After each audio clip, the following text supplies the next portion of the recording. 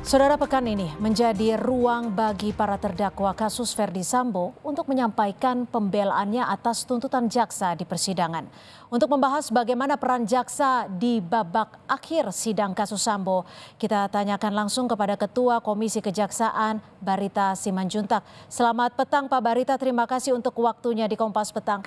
Saya langsung saja, ketika jaksa membacakan tuntutan kemarin, ini ada banyak pihak yang menyayangkan, terutama dari keluarga korban. Bagaimana Komisi Kejaksaan menanggapi hal ini?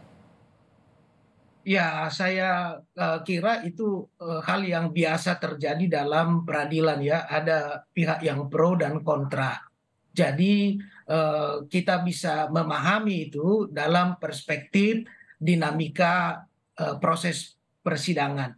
Namun yang perlu dicatat dan diketahui adalah tugas jaksa sesuai undang-undang untuk melakukan penuntutan.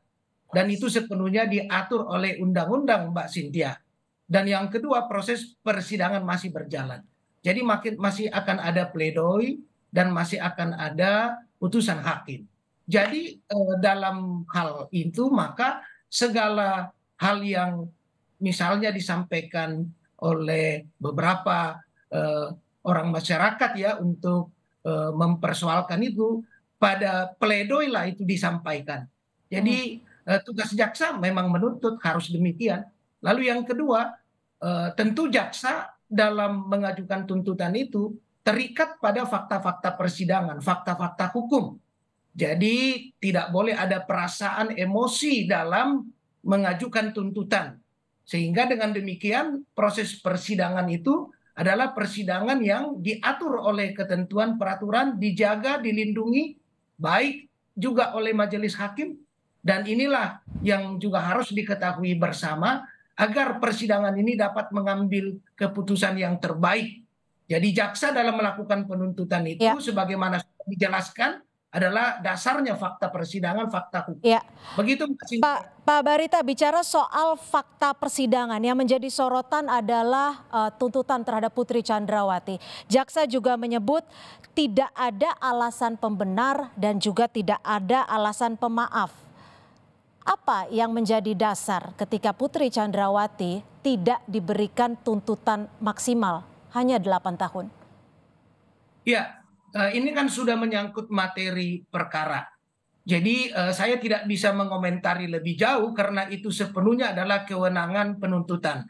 Namun sebagaimana sudah dijelaskan oleh Jaksa Agung Muda Tindak Pidana Umum beberapa waktu yang lalu, ya jaksa dalam mengajukan tuntutan itu didasarkan fakta hukum peranan masing-masing terdakwa itu dalam kasus pembunuhan terhadap Brigadir J. Mhm. Jadi jangan lupa fokus persoalannya Mbak Cynthia adalah hilangnya nyawa korban yaitu Brigadir J. Di situ inti fokus masalahnya. Dan kemudian siapa yang bertanggung jawab, maka kita bisa Ya. mendengar dan melihat dalam persidangan itu ada FS dan RE di sana kan. Mhm. Lalu yang lainnya RR, KM, dan PC itu juga ada di sana, makanya yang didakwakan kemarin itu adalah pasal 340 dijungtokan dengan pasal 55 ayat 1 ke 1 Kitab Undang-Undang Hukum Pidana. Ya. Jadi konstruksi hukumnya jelas. Konstruksi hukumnya jelas. Pak Barita, ini kan pekan ini sudah memasuki untuk nota pembelaan ataupun pledoi. Bagaimana nanti upaya jaksa untuk mempertahankan dari dakwaannya terhadap para terdakwa ini? Ya, jaksa tugasnya sudah dilakukan mengajukan penuntutan.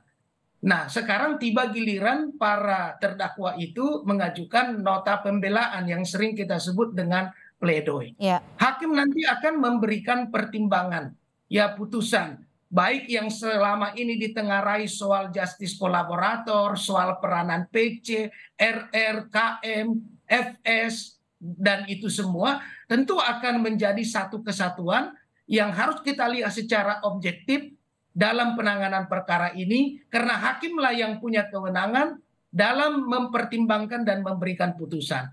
Yaitu Mbak Cynthia. Mhm.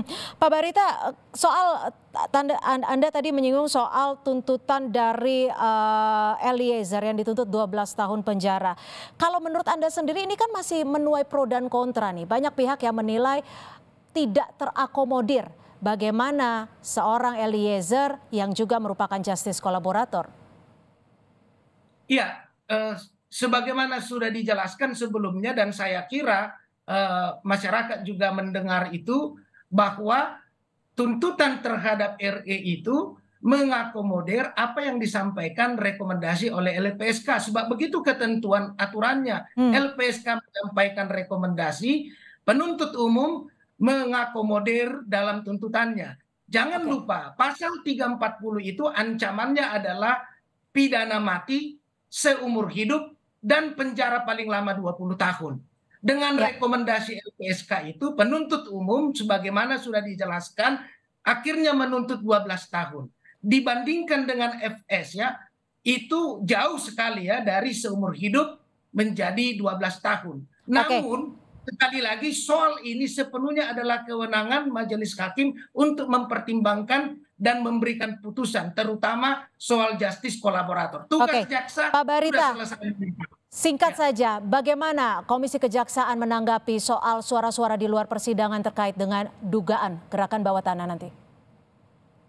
Ya, itu adalah hal yang sudah disampaikan kan dalam menjadi perhatian kita kan untuk mengawasinya. Tetapi sejauh ini kami dari Komisi Kejaksaan itu tidak menerima laporan pengaduan soal ini. Tapi kami memantau dan mengawasi Oke, agar pelaksanaan proses peradilan ini berjalan secara objektif, juga termasuk pelaksanaan tugas jaksa tidak boleh diganggu, diintervensi oleh siapapun, baik. karena jaksa itu adalah pelaksana kekuasaan negara di bidang penuntutan. Mari Baik, kita berikan artinya ruang yang Komisi Kejaksaan menjamin tidak ada intervensi apapun terhadap tuntutan ataupun nanti hukuman terhadap para terdakwa. Terima kasih Ketua Komisi Kejaksaan Pak Barita Simanjuntak sudah bergabung bersama kami di Kompas Petang.